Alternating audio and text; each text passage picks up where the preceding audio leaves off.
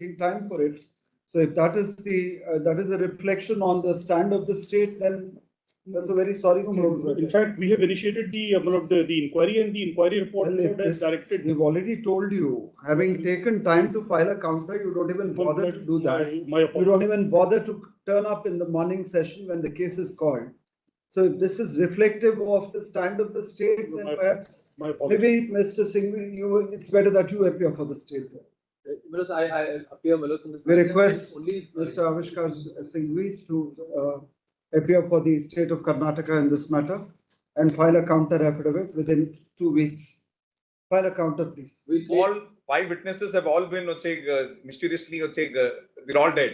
Page 40, Page 40, that's the whole 5 vital witnesses that were there are all dead. Well, why did you put these people's names on record? And that was That's what I was saying, that they should have kept it in a sealed cover before for this court in place of actually. 7 deaths have taken place only which are pertaining to this incident. In fact, the doctor who's done the postmortem, he's dead. 5 vital witnesses, they're all dead. It's not only victim, also accused also need justice. I was there behind the bar for 6.5 years. ಬಂಧುಗಳೇ ನಮಸ್ಕಾರ, ಹೇಗಿದ್ರೆ ನೀವೆಲ್ಲರೂ? ನಾನು Subrahmanya S ಹಂಡಿಗೆ. ಬಂಧುಗಳೇ, ಧರ್ಮಸ್ಥಳದ ಸೌಜನ್ಯ ಪ್ರಕರಣ, ನಾವೆಲ್ಲರೂ ಕೂಡ ಈ ಪ್ರಕರಣಕ್ಕೆ ಸಂಬಂಧಪಟ್ಟ ಹಾಗೆ ಸಾಕಷ್ಟು ವರ್ಷಗಳಿಂದ ಚರ್ಚೆ ಮಾಡ್ತಾ ಇದ್ದೇವೆ. ಹಾಗೆ ಸಾಕಷ್ಟು ಮಂದಿ ನ್ಯಾಯಕ್ಕಾಗಿ ಹಂಬಲಿಸ್ತಾ ಇರುವಂತಹ ಪ್ರಕರಣ. ಸಾಕಷ್ಟು ಮಂದಿ ಈ ಕ್ಷಣದವರೆಗೂ ಕೂಡ ನಾನಾ ಬೆಳವಣಿಗೆಯ ನಡುವೆಯೂ ಕೂಡ ಹೋರಾಟ ಪ್ರತಿಭಟನೆಯನ್ನ ಮುಂದುವರಿಸಿಕೊಂಡು ಬರ್ತಿರುವಂತಹ ಪ್ರಕರಣ. ಬಂಧುಗಳೇ, ನಿಮ್ಮೆಲ್ಲರಿಗೂ ಕೂಡ ಗೊತ್ತಿರುವ ಹಾಗೆ ಸೌಜನ್ಯ ಪ್ರಕರಣಕ್ಕೆ ಸಂಬಂಧಪಟ್ಟ ಹಾಗೆ ಮರು ತನಿಖೆಗೋಸ್ಕರ ಆಗ್ರಹಿಸಿ ನಿರಂತರವಾಗಿ ಪ್ರತಿಭಟನೆ, ನಿರಂತರವಾಗಿ ಹೋರಾಟ ಎಲ್ಲವೂ ಕೂಡ ನಡೀತಾ ಇದೆ.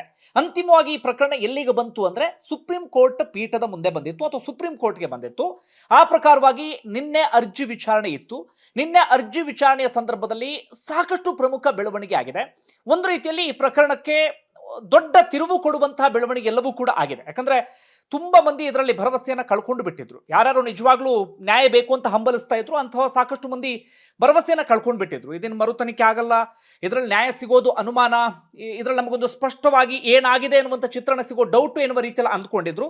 ಆದ್ರೆ ನಿನ್ನೆಯ ಒಂದಷ್ಟು ಬೆಳವಣಿಗೆನ ನೋಡ್ತಾ ಇದ್ರೆ ನ್ಯಾಯ ಸಿಗುವಂತ ಒಂದಷ್ಟು ಲಕ್ಷಣಗಳು ಕಾಣಿಸ್ತಾ ಇದೆ. ಅಥವಾ ಮರು ತನಿಖೆ ಆಗಲ್ಲ ಅಂತ ಒಂದಷ್ಟು ಮಂದಿ ಹೇಳ್ತಾ ಇದ್ರಲ್ಲ, ಈಗ ಮರು ತನಿಖೆ ಆಗುವಂತಹ ರೀತಿಯಲ್ಲಿ ಒಂದಷ್ಟು ಬೆಳವಣಿಗೆ ಎಲ್ಲವೂ ಕೂಡ ಆಗಿದೆ.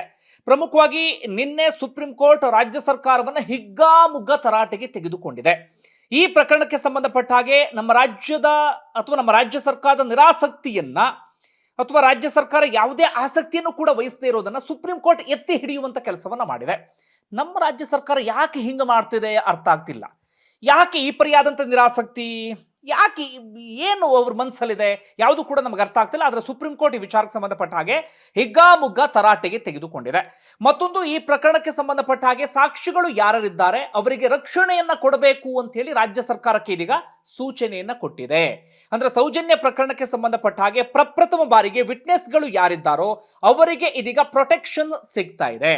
ಅದೇ ರೀತಿಯಾಗಿ ಮುಂದಿನ ದಿನಗಳಲ್ಲಿ ಮರು ತನಿಖೆ ಮಾಡೋದಾದ್ರೆ SIT ರಚನೆಯೋ ಅಥವಾ ಇಲ್ಲಿವರೆಗೆ ಸಂತೋಷ್ ರಾವ್ ಮಾತ್ರ ಆರೋಪಿ ಅಂತ ಹೇಳಲಾಗ್ತಿದ್ದಲ್ಲ, ಅದರ ಆಚೆಗೆ ಇನ್ನೊಂದಷ್ಟು ಮಂದಿಯನ್ನ ಆರೋಪಿಗಳಾಗಿ ಪರಿಗಣಿಸುವುದಕ್ಕೆ ಸಂಬಂಧಪಟ್ಟ ಹಾಗೆ ರಾಜ್ಯ ಸರ್ಕಾರದ ಒಪಿನಿಯನ್ ಏನು ಅದನ್ನು ಕೂಡ ಇದೀಗ ಸುಪ್ರೀಂ ಕೋರ್ಟ್ ಕೇಳಿದೆ. ಮತ್ತೊಂದು ಕಡೆ ಇದಕ್ಕೆ ಸಂಬಂಧಪಟ್ಟ ಹಾಗೆ ಇದೀಗ ಮುಚ್ಚಿದ ಲಕೋಟೆಯಲ್ಲಿ ಒಂದಷ್ಟು ಸಾಕ್ಷಿ ಹಾಗೆ ಒಂದಷ್ಟು ದಾಖಲೆಯನ್ನ ಇದೀಗ ಸುಪ್ರೀಂ ಕೋರ್ಟ್ ಮುಂದೆ ಇರಿಸಲಾಗಿದೆ. ಹೀಗಾಗಿ ಬಹುತೇಕ ಈ ಪ್ರಕರಣಕ್ಕೆ ಸಂಬಂಧಪಟ್ಟ ಹಾಗೆ ಮರು ತನಿಖೆಗೆ ಆದೇಶವಾಗುವಂತ ಎಲ್ಲ ಸಾಧ್ಯತೆಯೂ ಕೂಡ ಇದೆ. ಹಾಗಾದ್ರೆ ಏನೆಲ್ಲ ಬೆಳವಣಿಗೆ ಆಗ್ತಾ ಇದೆ, ಒಂದು ಡೀಟೇಲ್ ಅನ್ನು ಗಮನಿಸ್ತಾ ಹೋಗೋಣ. ಕೊನೆಯವರೆಗೂ ಸಾಧ್ಯ ಆದ್ರೆ ಗಮನಿಸ್ತಾ ಹೋಗಿ. ಬಂಧುಗಳೇ, ಈ ಪ್ರಕರಣದಲ್ಲಿ ಹಿಂದೆ ಏನೆಲ್ಲ ಆಗಿತ್ತು ನಿಮ್ಮೆಲ್ಲರಿಗೂ ಕೂಡ ಗೊತ್ತಿದೆ. ಒಂದು ಕಡೆಯಿಂದ ಹೋರಾಟ ಅಂತದೆಲ್ಲವೂ ಕೂಡ ನಡೀತಾ ಇತ್ತಲ್ಲ.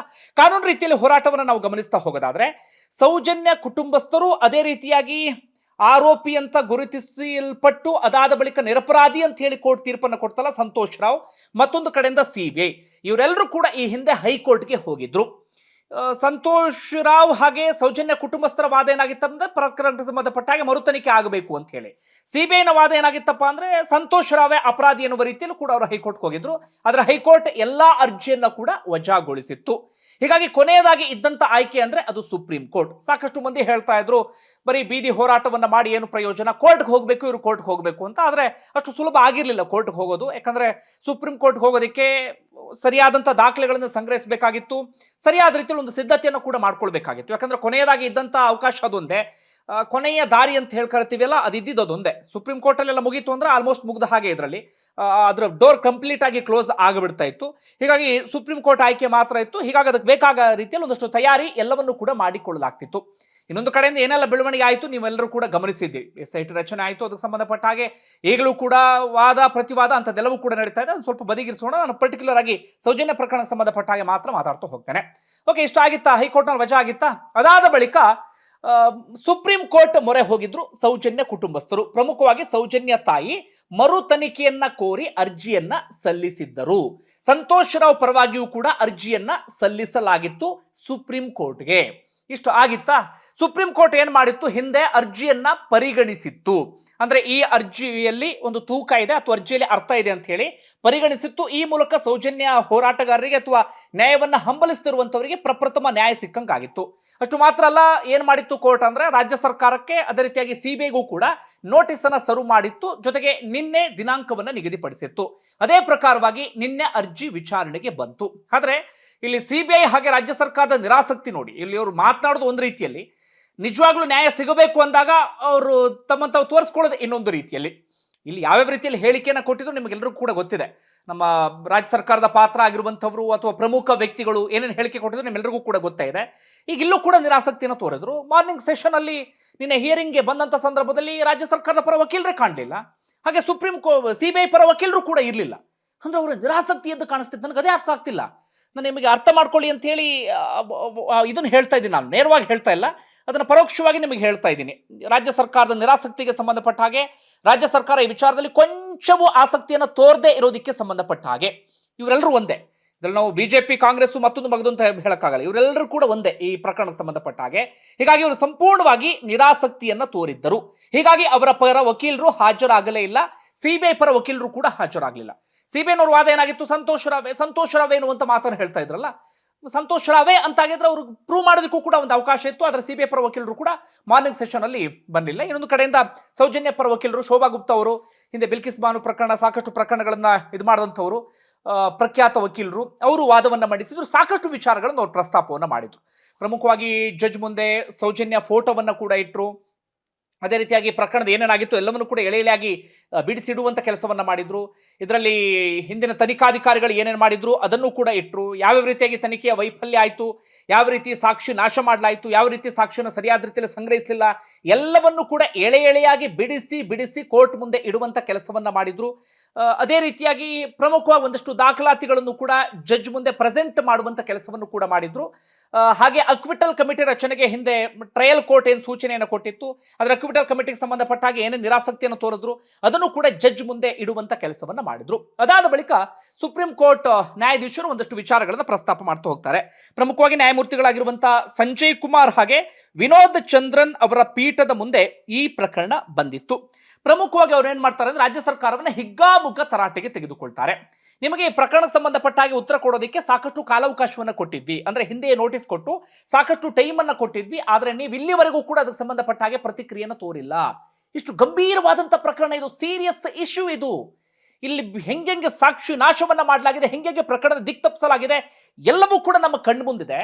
ಹೀಗಿರುವಾಗ ಯಾಕೆ ಈ ಪರಿಯಾದಂತ ನಿರಾಸಕ್ತಿ ಅಂತ ಹೇಳಿ ರಾಜ್ಯ ಸರ್ಕಾರವನ್ನ ಹಿಗ್ಗಾಮುಗ್ಗ ತರಾಟೆಗೆ ತೆಗೆದುಕೊಂಡ್ರು. ಬರೀ ತರಾಟೆಗೆ ತೆಗೆದುಕೊಂಡಿದ್ದು ಮಾತ್ರ ಅಲ್ಲ, ನಮ್ಮ ರಾಜ್ಯ ಸರ್ಕಾರದ ಆಸಕ್ತಿ ಈ ಪ್ರಕರಣದ ಸಂಬಂಧಪಟ್ಟಾಗ ಹೇಗಿದೆ, ರಾಜ್ಯ ಸರ್ಕಾರ ಎಷ್ಟು ಬೇಜವಾಬ್ದಾರಿತನವನ್ನು ತೋರ್ತಿದೆ ಅನ್ನೋದನ್ನ ಜನರ ಮುಂದೆ ಎತ್ತಿ ಹಿಡಿಯುವಂತ ಕೆಲಸವನ್ನ ಮಾಡಿದ್ರು. ಅಷ್ಟು ಮಾತ್ರ ಅಲ್ಲ, ರಾಜ್ಯ ಸರ್ಕಾರಕ್ಕೆ ಬಹಳ ಸ್ಪಷ್ಟವಾದಂತ ಸೂಚನೆಯನ್ನ ಈ ಸಂದರ್ಭದಲ್ಲಿ ಕೊಡಲಾಯಿತು.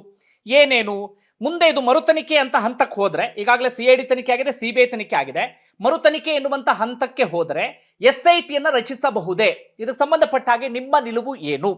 ಜೊತೆಗೆ ಸಂತೋಷ್ ರಾವ್ ಅಲ್ಲದೆ ಇನ್ನೊಂದಷ್ಟು ಜನರ ಕಡೆಗೆ ಬೆರಳು ಮಾಡಿ ತೋರಿಸಲಾಗ್ತಾ ಇದೆಯಲ್ಲ, ಅವರನ್ನು ಕೂಡ ನಾವು ಇದರಲ್ಲಿ ಪರಿಗಣಿಸಬಹುದೇ, ಇದಕ್ಕೆ ಸಂಬಂಧಪಟ್ಟ ಹಾಗೆ ನಿಮ್ಮ ಒಪಿನಿಯನ್ ಏನು?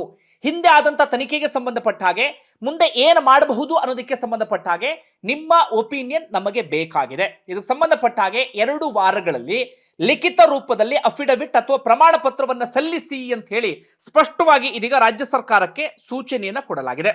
ಅಂದ್ರೆ ಈ ಪ್ರಕರಣಕ್ಕೆ ಸಂಬಂಧಪಟ್ಟ ಹಾಗೆ ಇದೀಗ ಒಂದು ಹೆಜ್ಜೆ ಮುಂದೆ ಹೋದಂತಾಗಿದೆ. ಯಾಕಂದ್ರೆ ರಾಜ್ಯ ಸರ್ಕಾರದ ನಿಲುವನ್ನ ಸ್ಪಷ್ಟವಾಗಿ ತಿಳಿಸುವಂತೆ ಇದೀಗ ಕೋರ್ಟ್ ಸೂಚನೆಯನ್ನ ಕೊಟ್ಟಿದೆ. ಹೀಗಾಗಿ ರಾಜ್ಯ ಸರ್ಕಾರ ಇದಕ್ಕೆ ಸಂಬಂಧಪಟ್ಟ ಹಾಗೆ ಏನ್ ಮಾಡುತ್ತೆ ಅನ್ನೋದನ್ನ ಕಾದು ನೋಡಬೇಕಾಗಿದೆ. ಇನ್ನೊಂದು ಪ್ರಮುಖವಾದಂತಹ ಬೆಳವಣಿಗೆ ಅಂದ್ರೆ ಸುಪ್ರೀಂ ಕೋರ್ಟ್ ಈ ವಿಚಾರವನ್ನು ತೀರಾ ಗಂಭೀರವಾಗಿ ಪರಿಗಣಿಸಿದೆ. ಅದರಲ್ಲಿರುವಂತಹ ಸಾಕಷ್ಟು ವಿಚಾರಗಳನ್ನು ಕೂಡ ಗಂಭೀರವಾಗಿ ಸ್ವೀಕರಿಸಿದೆ. ಅದರ ಜೊತೆಗೆ ವಕೀಲರು ಇನ್ನೊಂದಷ್ಟು ವಿಚಾರವನ್ನ ಪ್ರಸ್ತಾಪ ಮಾಡ್ತಾ ಹೋಗ್ತಾರೆ. ಏನಂತ, ಹಿಂದೆ ಇದರಲ್ಲಿ ಸಾಕಷ್ಟು ಸಾಕ್ಷಿಗಳೆಲ್ಲರೂ ಕೂಡ ಇದ್ರು, ಬೇರೆ ಬೇರೆ ಸಂದರ್ಭದಲ್ಲಿ ಅವರು ನಿಗೂಢವಾಗಿ ಸಾವನ್ನಪ್ಪಿದ್ದಾರೆ ಒಂದಷ್ಟು ಸಾಕ್ಷಿಗಳು ಅಂತ. ಹಿಂದೆ ಸಾಕಷ್ಟು ವಿಡಿಯೋಗಳಲ್ಲಿ ಅದನ್ನು ನಾನು ನಿಮ್ಮ ಮುಂದೆ ಹೇಳಿದ್ದೇನೆ, ಮತ್ತೊಮ್ಮೆ ಅದನ್ನು ರಿಪೀಟ್ ಮಾಡೋದಕ್ಕೆ ಹೋಗೋದಿಲ್ಲ. ಸಾಕಷ್ಟು ಸಾಕ್ಷಿಗಳು ನಿಗೂಢವಾಗಿ ಸಾವನ್ನಪ್ಪಿದ್ದಾರೆ. ಹೀಗಾಗಿ ನಾವೊಂದಷ್ಟು ವಿಟ್ನೆಸ್ ಲಿಸ್ಟ್ ಅನ್ನ ನಿಮ್ಮ ಮುಂದೆ ಕೊಡ್ತಿದ್ದೀವಿ, ಸಾಕ್ಷಿಗಳ ಲಿಸ್ಟ್ ಅನ್ನ. ಅವರಿಗೆ ರಕ್ಷಣೆ ಅಗತ್ಯ ಇದೆ ಅಂತ ಹೇಳಿ ವಕೀಲರು ಆ ಸಂದರ್ಭದಲ್ಲಿ ಪ್ರಸ್ತಾಪವನ್ನು ಮಾಡ್ತಾರೆ. ಅದನ್ನು ತೀರಾ ಗಂಭೀರವಾಗಿ ತೆಗೆದುಕೊಂಡಂತ ಸುಪ್ರೀಂ ಕೋರ್ಟ್ ನ್ಯಾಯಾಧೀಶರು ಸಾಕ್ಷಿಗಳಿಗೆ ಈ ಕ್ಷಣದಿಂದಲೇ ರಕ್ಷಣೆಯನ್ನ ಕೊಡಬೇಕು ಅಂತ ಹೇಳಿ ರಾಜ್ಯ ಸರ್ಕಾರಕ್ಕೆ ಇದೀಗ ನಿರ್ದೇಶನವನ್ನ ಮಾಡಿದ್ದಾರೆ. ಇದು ಅತ್ಯಂತ ಪ್ರಮುಖವಾದಂತ ಬೆಳವಣಿಗೆ. ಇಲ್ಲಿಯವರೆಗೆ ಸೌಜನ್ಯ ಪ್ರಕರಣಕ್ಕೆ ಸಂಬಂಧಪಟ್ಟ ಹಾಗೆ ಸಾಕ್ಷಿಗಳಿಗೆ ಸೂಕ್ತವಾದಂತ ರಕ್ಷಣೆ ಇರಲಿಲ್ಲ. ಆದರೆ ಇನ್ನು ಮುಂದೆ ಸೌಜನ್ಯ ಪ್ರಕರಣಕ್ಕೆ ಸಂಬಂಧಪಟ್ಟ ಹಾಗೆ ಸಾಕ್ಷಿಗಳಿಗೆ ಇದೀಗ ಸೂಕ್ತವಾದಂತ ರಕ್ಷಣೆಯೂ ಕೂಡ ಸಿಗ್ತಾ ಇದೆ.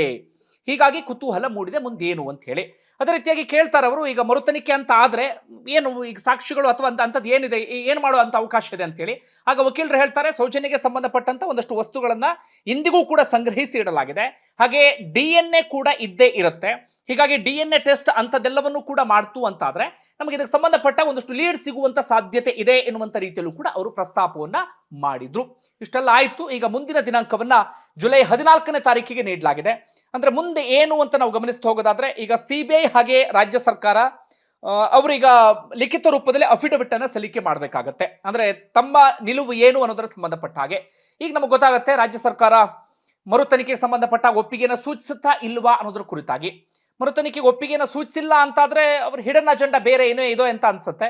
CBI ಹಾಗೆ ಮಾಡಿದ್ರೆ CBI ಇದು ಕೂಡ, CBI ಅಂದ್ರೆ ಕೇಂದ್ರ ಸರ್ಕಾರ, ಅವರದ್ದು ಕೂಡ ಏನೋ ಇದೆ ಅಂತ ಅನ್ಸುತ್ತೆ. ಹೀಗಾಗಿ ಮುಂದೆ ರಾಜ್ಯ ಸರ್ಕಾರ ಮತ್ತೆ CBI ಯಾವ ನಿಲುವನ್ನ ತಾಳ್ತಾವೆ ಅನ್ನೋದಕ್ಕೆ ಸಂಬಂಧಪಟ್ಟ ಹಾಗೆ ಸಹಜವಾಗಿ ಒಂದಷ್ಟು ಕುತೂಹಲ ಎಲ್ಲವೂ ಕೂಡ ಇದ್ದೇ ಇದೆ. ಯಾಕಂದ್ರೆ ಇಲ್ಲಿವರೆಗೂ ಕೂಡ ಈ ಪ್ರಕರಣ ಸಂಬಂಧಪಟ್ಟ ಹಾಗೆ ನಿರಾಸಕ್ತಿಯನ್ನು ತಾಳ್ಕೊಂಡು ಬಂದಿದ್ರು, ಬೇಜವಾಬ್ದಾರಿತನವನ್ನ ತೋರ್ತಾ ಬಂದಿದ್ರು.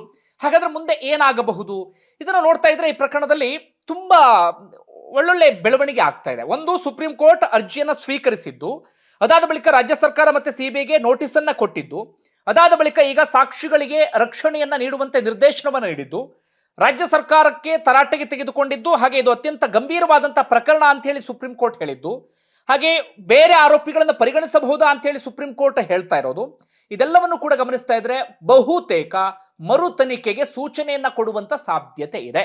ನಾವು ಹಿಂದಿನಿಂದ ಕೇಳ್ಕೊಂಡು ಬಂದಿದ್ದು ಅದನ್ನೇ, ಮರು ತನಿಖೆ ಆಗಬೇಕು ಎನ್ನುವ ರೀತಿಯಲ್ಲಿ. ಇಂಥವರೇ ಆರೋಪಿಗಳು ಅನ್ನೋದು ನಮ್ಮ ಚಾನೆಲ್ನ ನಿಲುವು ಅಲ್ಲ. ಆರೋಪಿಗಳು ಯಾರು ಬೇಕಾದ್ರೂ ಆಗಿರಬಹುದು, ಆದ್ರೆ ಆರೋಪಿಗಳು ಪತ್ತೆ ಆಗಲೇಬೇಕು. ಈಗ ಸಂತೋಷ್ ರಾವ್ ಅಲ್ಲ ಅಂತ ಆದ್ರೆ ಬೇರೆ ಇನ್ಯಾರು ಅನ್ನೋದೇ ನಮ್ಮಲ್ಲಿ ಇರುವಂತಹ ಪ್ರಶ್ನೆ.